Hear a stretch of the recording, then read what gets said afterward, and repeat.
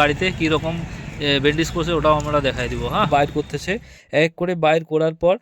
High বন্ধুরা, আমি পাপ্পু ভাই, আমার নতুন একটা ব্লগে তোমাদের সবাইকে স্বাগত জানাই। তো আমরা আসি আজকে কোথায় বলো তো, গাড়িগুলো দেখে তোমরা চিনতে পারছো, আমরা আজকে বীরপাড়া হসপিটালে। তো কেন আসছি, কি কারণে তোমাদেরকে দেখাবো। আমরা আসি একটা পেশেন্ট নিয়ে। পেশেন্টটা কিছুদিন আগে পড়ে গিয়েছিল, মুখে লাগছিল, তার জন্য মুখে ঘা হয়েছিল, কিন্তু কেউ না দেখার কারণে তার মুখে ইনফেকশন হয়ে গেছিলো এবং সেখানে একটু কীরা জমাইছিল। তারপর ডাক্তার দেখলো, দেখার পর এটাকে বলে দিল যে এটা তোমাদের ক্লিন করতে হবে।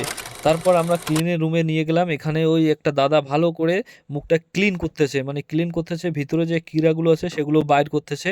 এক করে বাইর করার পর অনেকক্ষণ লাগছে ক্লিন করতে। ক্লিন করার পর আমরা ওখান থেকে বাইর হয়ে চলে আসলাম। তারপর বাইরে আমরা দাঁড়াই। বন্ধুরা, আমাদের তো অবশেষে সব ড্রেসিং হয়ে গেল। এখন আমরা দেখি ওখান থেকে বাইর করে কোথায় নিয়ে যাওয়া যায়। হয়তো শিলিগুড়ি নিয়ে যাব, না হলে বাড়ি নিয়ে যাব। না কি বলিস? বাড়ি নিয়ে আচ্ছা, কি করলে ভালো হয় এটা?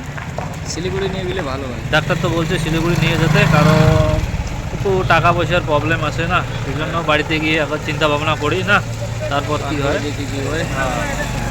আমরা এখান থেকে রওনা দিব। ওরা ড্রেসিং হয়ে গেছে, আমরা নিয়ে এসে রওনা দিব। তোমাদের দেখাবো গাড়িতে কীরকম ব্যান্ডেজ করছে, ওটাও আমরা দেখাই দিব। হ্যাঁ, এখানে আমাদের থাকতে থাকতে অনেক টাইম হয়ে গেল, কারণ অনেক টাইম লাগলো, ও ড্রেসিং করতে অনেক টাইম লাগলো। তারপর ড্রেসিং হয়ে গেছে, তারপর মুখে পাইপ লাগাই দিয়েছে, কারণ খাওয়ার জন্য অসুবিধা হবে, তো ওই জন্য পাইপ লাগাই দিয়েছে। এখান থেকে রেফার করে দিল। এখন দেখি এটা নিয়ে গেলে আমরা যাব না, আর না গেলে কি বলে। এখন ওর ছেলে আছে, ছেলে কি বলে, কি নাম ছেলের?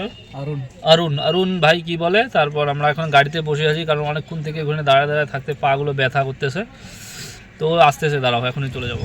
ছোট্ট গামছাকে ছোট্ট ও পুরা আতি ব্যান্ডেজ নিয়ে গেছে, সব কিছু হয়ে গেল। তারপর আমরা ওখান থেকে বেরিয়ে বাড়ির উদ্দেশ্যে রওনা দিলাম। তা ওই দাদাটা বললো যে তোমাদের একদিন পর পর এখানে আসতে হবে আর ড্রেসিং করে নিয়ে যেতে হবে। তারপর আমরা বাড়ি নিয়ে আসলাম।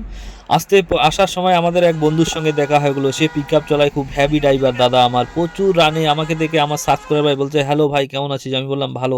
তারপর দেখতে দেখতে আমরা বাড়িতে চলে আসলাম। বাড়িতে আসা এটা ওদের বাড়ি ঢোকার রাস্তা।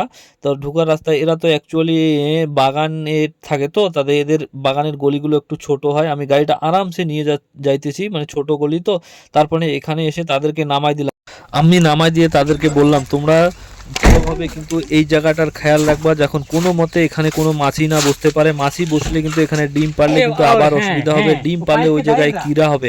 তা তোমরা এই জায়গাটা খেয়াল করবা আর একদিন পর পর ড্রেসিং করতে নিয়ে যাবা। সবশেষে আমরা কিন্তু নামাই দিলাম। নামাই দিয়ে আমরা এখন বাড়ি চলে যাব। এই যে আমাদের দীপক ভাই, মানে পেশেন্টটা দেখে তোমার কি মনে হয়? সিরিয়াস কন্ডিশনে আছে, মানে তাও মানে ঠিক হয়ে যাবে, অসুবিধার কিছু না, বুঝছো। একটু ওই যে মনে করো যে কি বলে ওটাকে ক্লিন করতে হবে, তো অবশ্যই একদিন বাদ ওটা নিয়ে যেতে হবে, গিয়ে ক্লিনটা ভালো করে করাই নিয়ে এসে, বুঝছো।